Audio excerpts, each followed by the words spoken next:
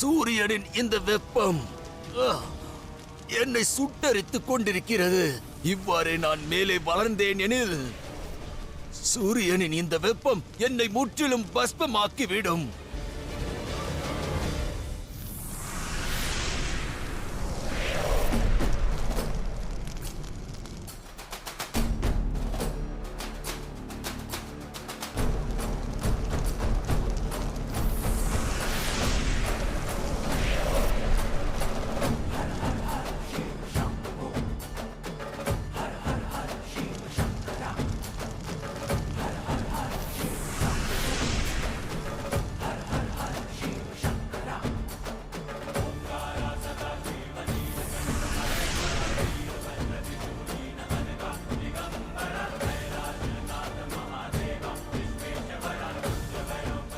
இப்போது விளங்கியதா ஜிம்பராசுரா?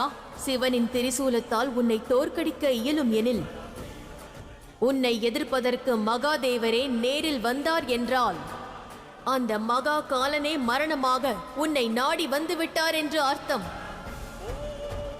பெரும் பாவங்கள் புரிந்தவனானான் அவன். ஜிம்பராசுரனுக்கான அழிவு நெருங்கிவிட்டது. அவனது அழிவு என் கரத்தால் அல்ல,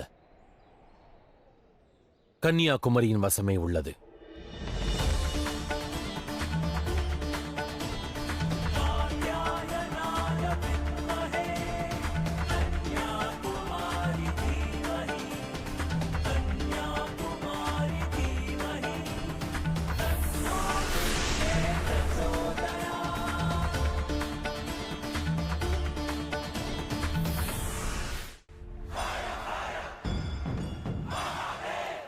ஹர ஹர மகாதேவா!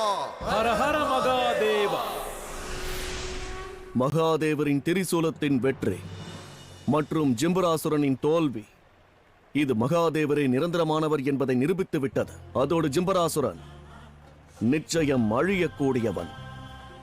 சத்தியம் என்றுமே அசத்தியத்தை விட உயரமாகவே இருக்கும்.